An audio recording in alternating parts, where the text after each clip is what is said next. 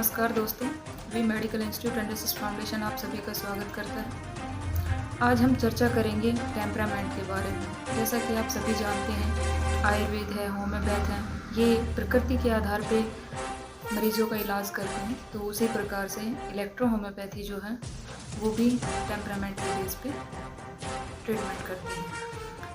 Count scissor मैटिजी ने उन्हीं के आधार पर, आयुर्वेद और होम्योपैथ के आधार पर 3 टेम्परामेंट का विवरण किया है। जैसे पहला है रस प्रकृति, दूसरी है रक्त प्रकृति, तीसरा है मिश्रित प्रकृति। रस प्रकृति के अंदर ये जो हमारी रस तंत्र है ये दूषित हो जाते हैं, जिसके कारण हमारा जो रस टेम्परामेंट है ये दूषित हो जाता है।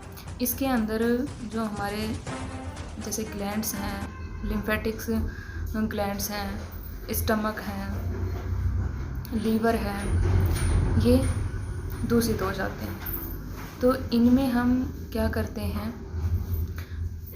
जैसे मसूड़े के जो स्किन का कलर है वो या तो येलो कलर का हो जाता है या डार्क कालापन ले लेता है। तो इसमें कॉन्स्टिपेशन की समस्या हो जाती है और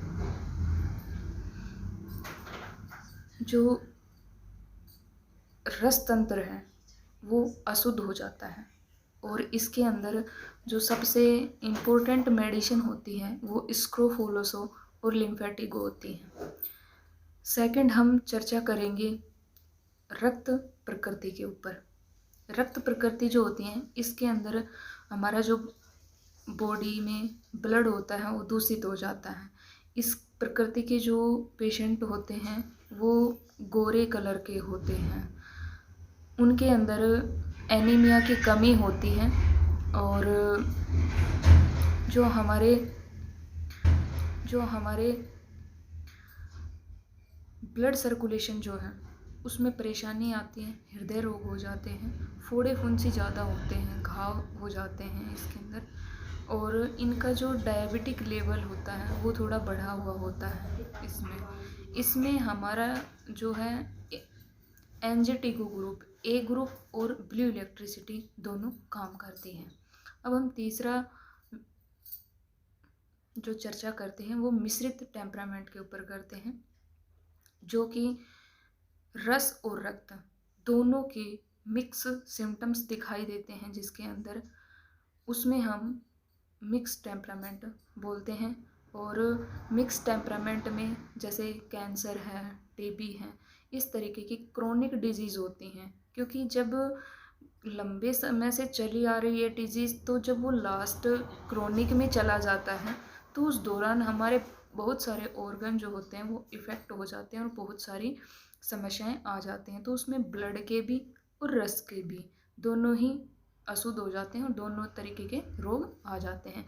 इसमें हम सी ग्रुप जो हमारा कैंसरोसो है वो और अपना जो ग्रीन इलेक्ट्रिसिटी है उसका यूज़ करते हैं। इससे इनका बेहतर रिजल्ट आता है। रस टेम्परामेंट जो होता है इसमें भी क्रोनिक डिजीज़ होती हैं, जैसे क्रोनिक कॉन्स्टिपेशन हो गया, पाइल्स हो गया, इस तरीके के रोग होते हैं।